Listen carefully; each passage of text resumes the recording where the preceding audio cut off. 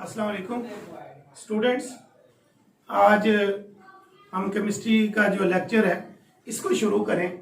इससे पहले कुछ बातें कि नेक्स्ट मंडे से यानी 15 जो सितंबर है उससे हमारी क्लासें जो है वो शुरू हो रही हैं। और ये क्लासें कुछ इस तरीके से शुरू होंगी कि इसमें 3 दिन पहले जो है वो गर्ल्स जो है वो कॉलेज में आएंगी और नेक्स्ट जो 3 डेज हैं जिस तरह से कि हमारे पास जो है वो थर्सडे है, फ्राइडे है और सैटरडे उसको बॉयज आएंगे। और ताकि कोरोना के हवाले से जो प्रोटोकॉल्स हैं, जो SOPs हैं, उसको जो है फॉलो किया जा सके सही तरीके से।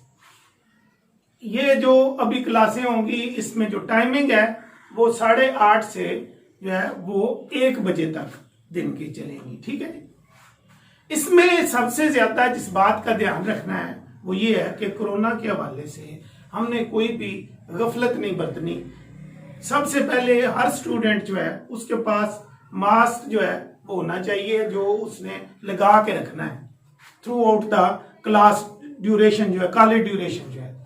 इसके अंदर पहली बात जो जिसको हमने इंश्योर करना है, ये टीचर्स ने और स्टूडेंट्स ने मिल करके ये बात जो है ये इंश्योर करनी है कि हम लोगों ने जो है वो मास्क जरूर लगाना है। टीचर भी लगाएगा और स्टूडेंट्स भी लगाएंगे। एक और दूसरे स्टूडेंट के दरमियान जो है वो कम से कम 4 फीट जो है उसका फासला रखा जाएगा।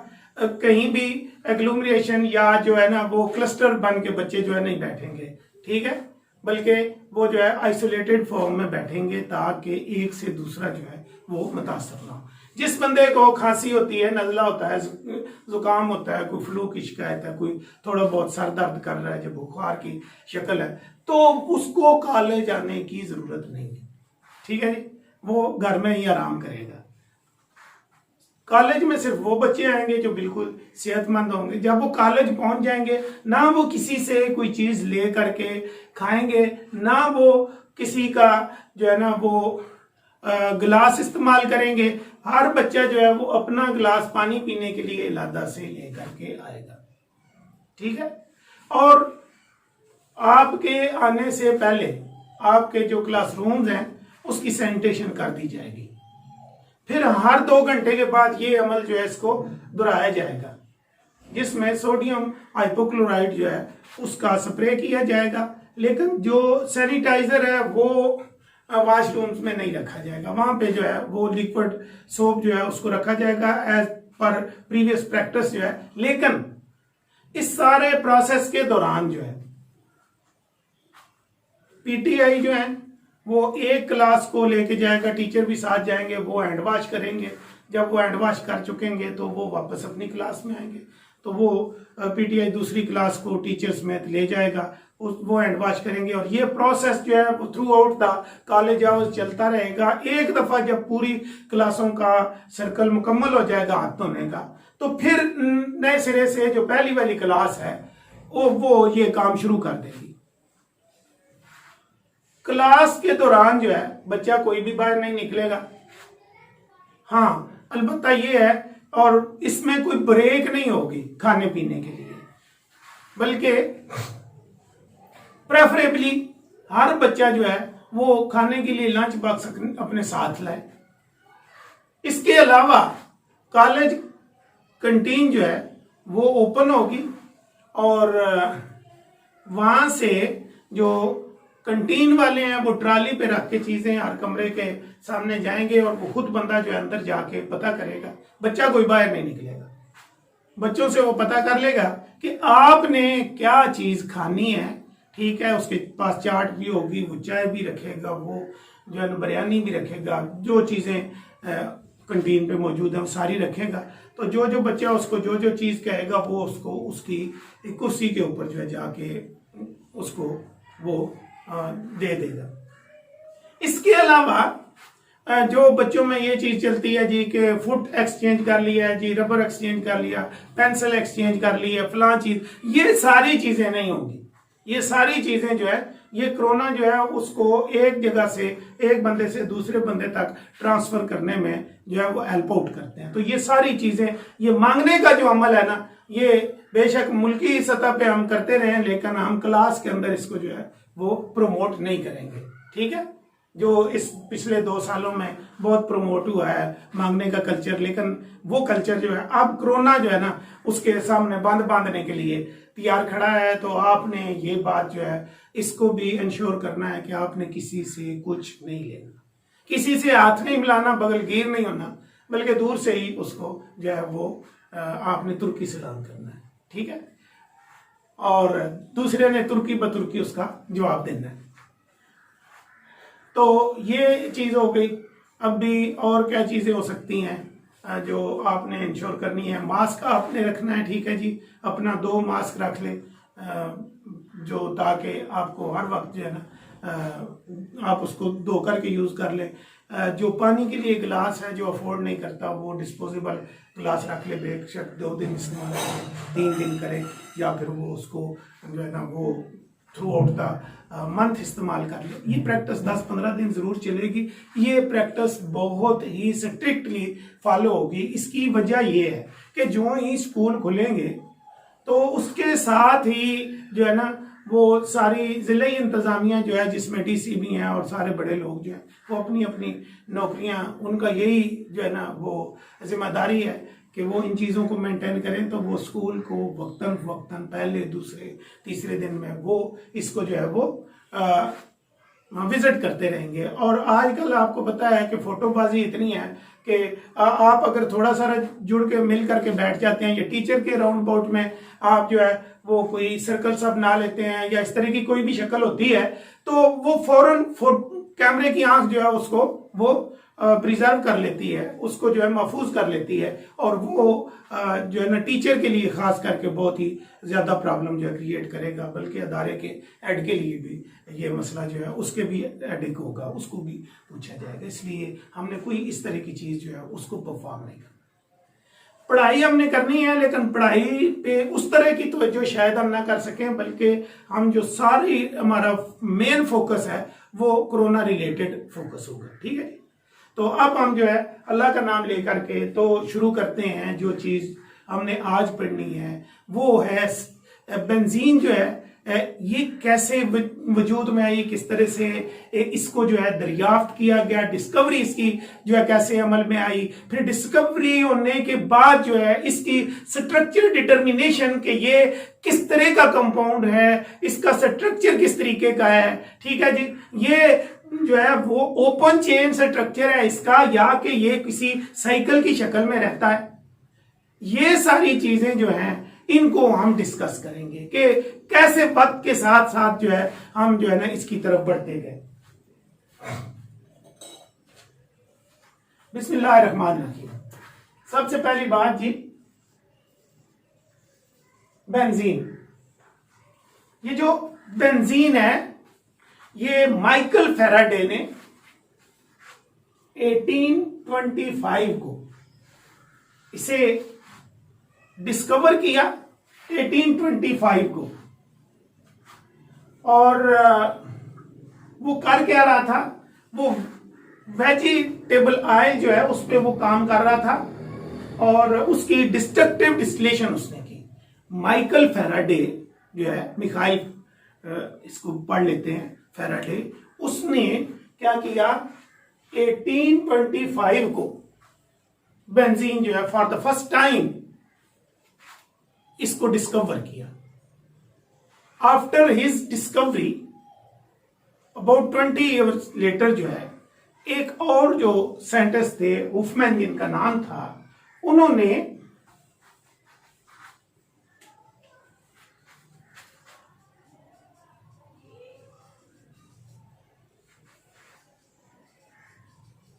माइकल फैराडे के बाद आते हैं हुफमैन।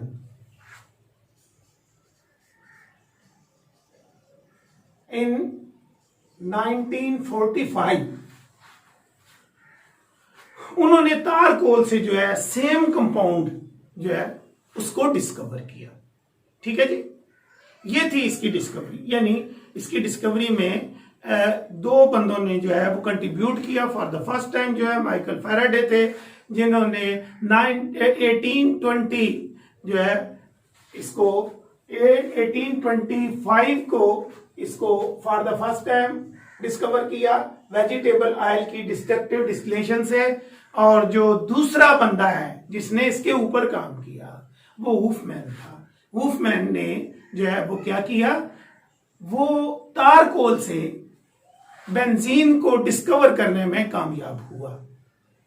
ये था इसका पहला बेंजीन का जो है वो तारुफ के इंट्रोडक्शन की किस तरह से पता चला। लेकिन अभी हमें नहीं पता कि इसका स्ट्रक्चर कैसा है, अभी हमें नहीं पता इसमें जो है हाइब्रिडाइजेशन किस तरीके की है, अभी हमें ये नहीं पता कि ये ऑर्गेनिक कंपाउंड जो है ये साइक्लिक है ना, या कि ये जो है ओपन चेन कंपाउंड है। ये आगे चल के हम देखेंगे। आगे चल के जब इसके स्ट्रक्चर की बात आती है, स्ट्रक्चर ऑफ बेंजीन, अब जो बेंजीन का स्ट्रक्चर है इसको देखते हुए क्या किया गया, सबसे पहले वेपर डेंसिटी मेथड से मॉलिक्यूलर मास जो है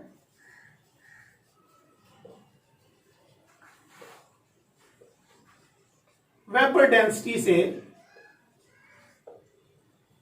जो मालूम किया गया वो था इसका 78, क्या था 78 ग्राम्स पर मोल।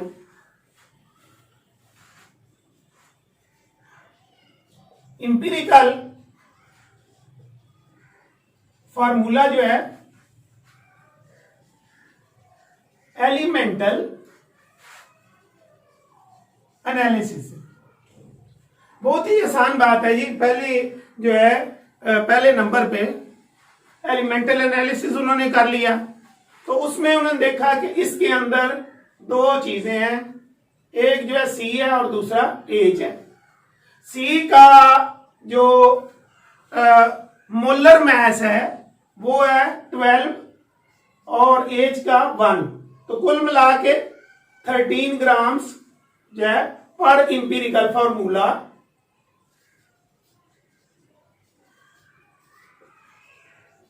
ठीक है जी। अब हमने लास्ट ईयर जो पिछले साल क्लास पढ़ी थी फर्स्ट ईयर की, उसके अंदर मैंने और आपने देखा था कि जो मॉलिक्यूलर फॉर्मूला होता है, मॉलिक्यूलर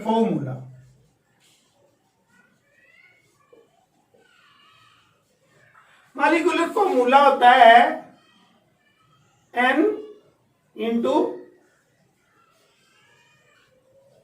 इंपीरिकल फॉर्मूला, और N हमने जो देखा था वो ये था N is equal to molecular mass या molar mass over empirical formula mess.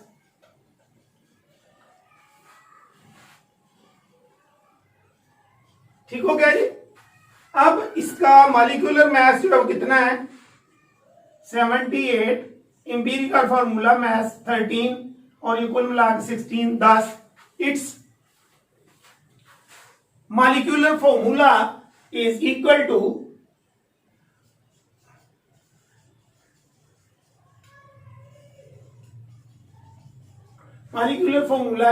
To ये जो 6 हमारा नीचे आया है यहां पे लगा है, और 13 इसका जो इंपीरिकल फॉर्मूला है CH यहां पे लगा है, और इस तरह से ये C6H6 की शक्ल में आ गया हमारे पास benzene. So we have successfully determined the molecular formula of benzene and that is C6H6। तो ये इसका मॉलिक्यूलर जो फार्मूला है वो हमें पता चल गया है कि ये C6 है, और इसके अंदर जो है ना 6 एटम जो है वो कार्बन के हैं और 6 एटम जो है वो किसके हैं, वो हैं हाइड्रोजन के। अब इससे आगे बात चलती है कि इसका स्ट्रक्चर जो है ये स्ट्रेट चेन है या फिर इसका स्ट्रक्चर जो है वो साइक्लिक है। इस चीज को लेकर के जब चले तो हमने ये कहा कि इसके ऊपर कुछ जो है ना वो एक्सपेरिमेंट किए गए, जिससे एक बात जो है वो वाज़ेह हुई कि इसका स्ट्रक्चर जो है वो स्ट्रेट चेन स्ट्रक्चर नहीं है। इसको हम लिखेंगे how to rule out straight chain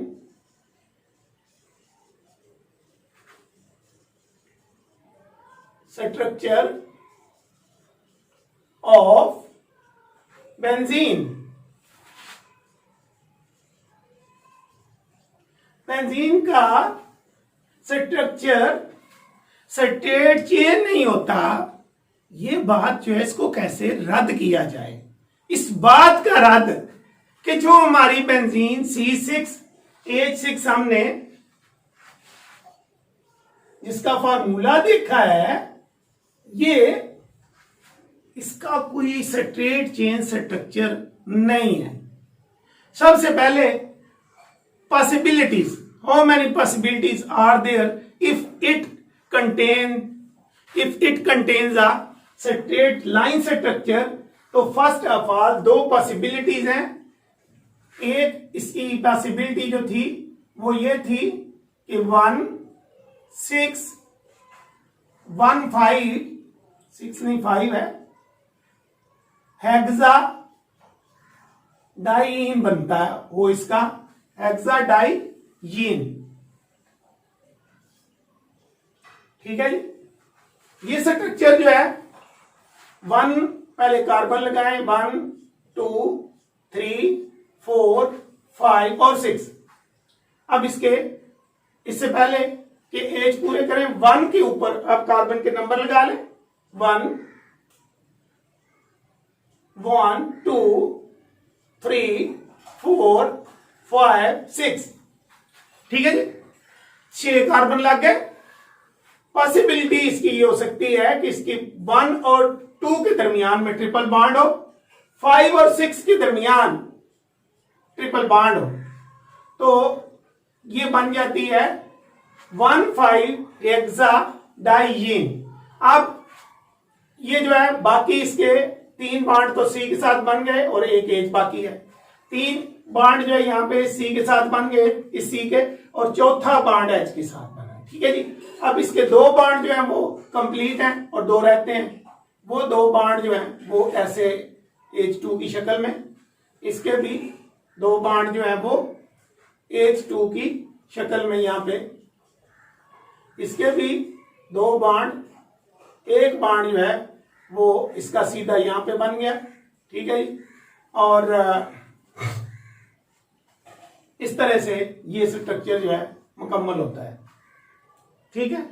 अब जो दूसरी इसकी पॉसिबल है वो, उसको हम कहते हैं कि वो है हमारे पास जो वो इस तरह से है कि 1,5 हेक्साडाइयीन 3 जीन जो है 1,5 हेक्साडाइयीन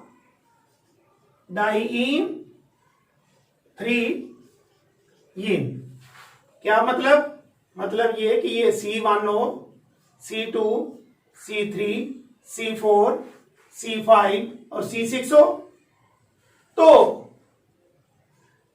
6 5 4 3 2 1, तो आप किसी तरफ से भी इसको नंबरिंग दे सकते हैं। ठीक है।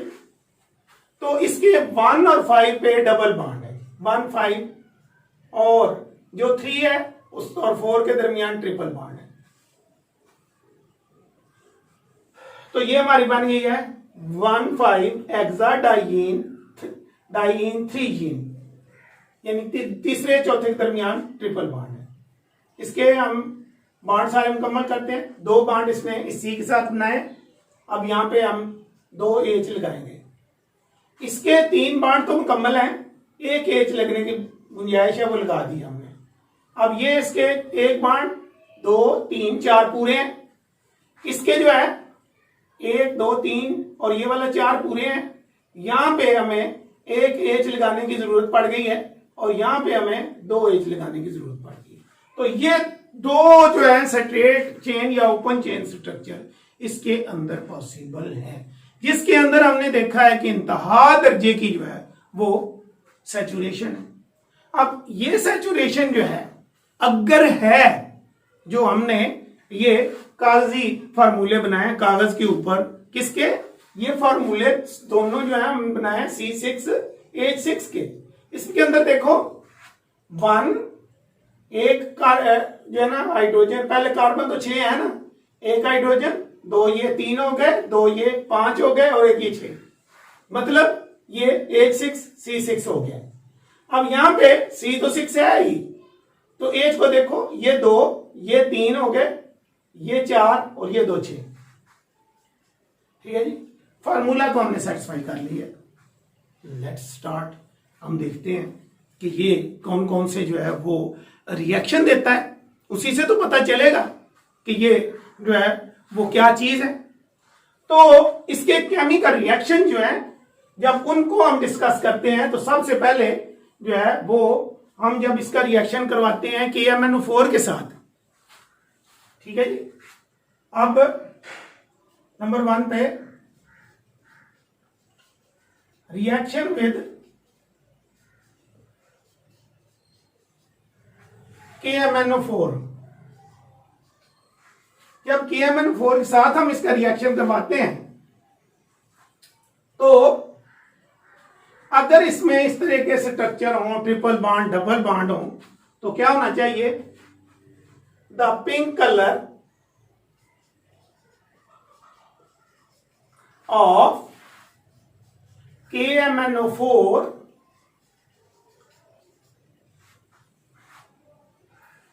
should be discharged। इसका पिंक कलर खत्म हो जाना चाहिए था, लेकिन its colour does not change. इसका कलर चेंज नहीं हुआ। इसका मतलब ये हुआ कि ये तो सैचुरेटेड कंपाउंड की तरह बिहेव कर रहा है। ठीक है जी, तो हम इसको ये समझें कि इसके अंदर जो है ना वो कोई डबल ट्रिपल बॉन्ड मौजूद नहीं है, लेकिन वो ना हो तो फिर ये फार्मूला सेटिस्फाई नहीं होता। आप आगे देखें नंबर 2 पे, रिएक्शन विद ब्रोमीन वाटर।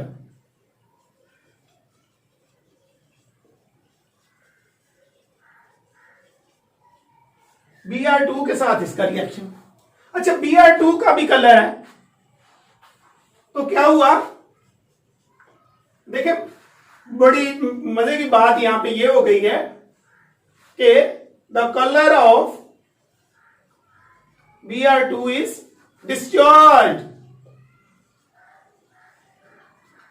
तो ब्रोमीन वाटर का कलर जो है वो खत्म हो जाता है, जो ये बताता है कि this compound is saturated unsaturated.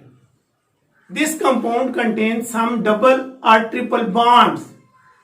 तो अब ये कंट्राडिक्शन आ गई, एक कंफ्यूजन बन गया कि भाई कैसे हो सकता है कि ये कंपाउंड जो है बिहेव करे लाइक सैचुरेटेड कंपाउंड, जैसे कि इसके अंदर है, और यहां पे सैचुरेटेड हाइड्रोकार्बन जो है, और ये वाला जो है अनसैचुरेटेड हाइड्रोकार्बन। तो अभी हमने एक्सपेरिमेंट किए हैं 2। पहला KMnO4 के साथ जिसका कलर पिंक होता है तो इसने उसको कुछ नहीं किया। दूसरा हमने किया है इसके साथ ब्रोमीन के साथ, तो ब्रोमीन का कलर इसने डिस्चार्ज कर लिया। तो ये दोनों जो है ये अनसैचुरेटेड कंपाउंड की डिटेक्शन है, ये उसके एक्सपेरिमेंट्स हैं। These are two experiments which are used to identify the unsaturated compounds containing double and triple bonds. लेकिन यहां पे दोनों के जो रिजल्ट है वो डिफरेंट है। चलें जी कुछ और हम जो है वो इसके एक्सपेरिमेंट्स कर लेते हैं।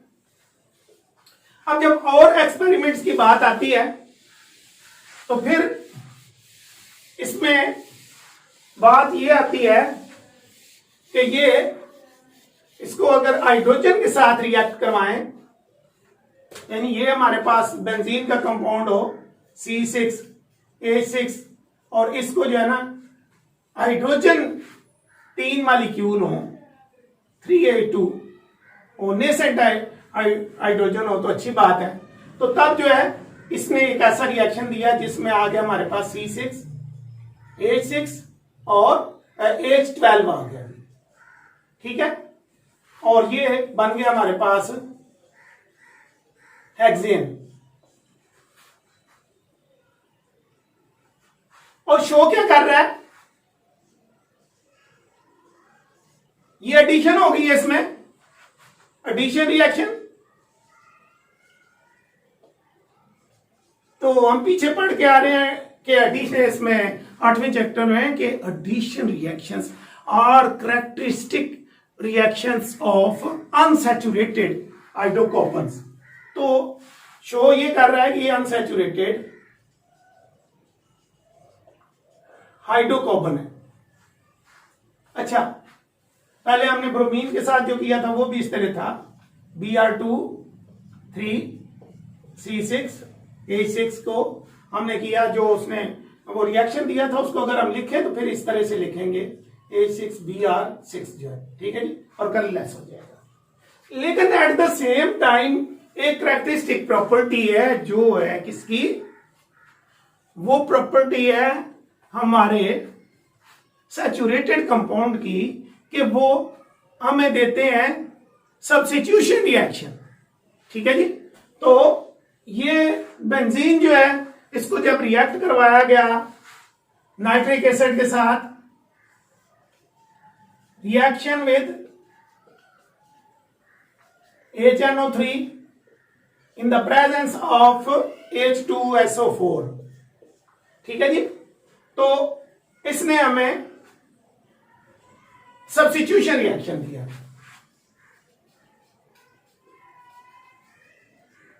रिएक्शन इसी तरह से H2SO4 के साथ रिएक्शन जो है वो भी सब्स्टिट्यूशन रिएक्शन, और काफी सारे सब्स्टिट्यूशन रिएक्शन देता है। वो सब्स्टिट्यूशन रिएक्शन ये बताते हैं कि ये दोबारा क्या है, ये एक ऐसा कंपाउंड है जो सैचुरेटेड कंपाउंड है। फिर वक्त आ गया कि देखा जाए कि अगर इसकी जो है सब्स्टिट्यूशन जब करवाते हैं तो मोनो सब्स्टिट्यूटेड इसके कितनी प्रोडक्ट है। जब इसको देखा गया तो इसका एक ही जो है ना, अगर ये स्ट्रेट चेन होता तो इसकी ये शक्लें बनती थी, ये C C C और C, इस तरह से ये 6 है। तो एक तो ये हो सकता था कि फर्स्ट के ऊपर जो है ऐसे लगाएं, वो इधर से लगे या इधर से। दूसरा ये इसकी शक्ल जो दूसरी बनती थी वो ये बनती थी कि दूसरे के ऊपर जो एक्स लग जाए। अब ये इसके ऊपर लगा तो मीन इसके ऊपर भी लगाओगे तो ऐसे ही बनेगा ना, ठीक है ना, समझ आ रही है ना। बहुत ही आसान है, लेकिन एक बात आपको बताता चलूं कि ये बहुत ही इंपॉर्टेंट क्वेश्चन है और इसको आपने बहुत ही अच्छे तरीके से जो है वो प्रिपेयर करना, अच्छे तरीके से इसको याद करना है। बहुत ही आसान है, इसको मैं रिपीट भी करूंगा। तो let's go to the next part of this question. वो यहां है कि ये हो सकता है 1 जो है ना, इसका यहां पे हो सकता है या इसका 2 नंबर पे सब्स्टिट्यूएंट हो सकता है या 3 पे। मानो सब्स्टिट्यूटेड इसकी प्रोडक्ट्स हो सकती हैं कितनी, 3 किस्मों की, एक पहले कार्बन पे लग जाए, दूसरा दूसरे पे लग जाए, तीसरे पे लग जाए, और एक तरफ से गिने या दूसरे से, तो बात ऐसी होती है। लेकिन हैरत अंगेज तौर पे ये देखा गया कि इसका मानो सब्स्टिट्यूटेड प्रोडक्ट सिर्फ एक होती, जिसका मतलब ये है कि 6 के 6 कार्बन बेंजीन के एक ही जैसे हैं। फिर इसके बाद फाइनल में एक और बात देखेगी कि जो जनरल फार्मूला है इस कंपाउंड का, वो अल्लाह की मेहरबानी से जितने 3 हमने पहले हाइड्रोकार्बन जो है ना पढ़े हैं, पहला जो है वो एल्केन, एल्केन का जनरल फॉर्मूला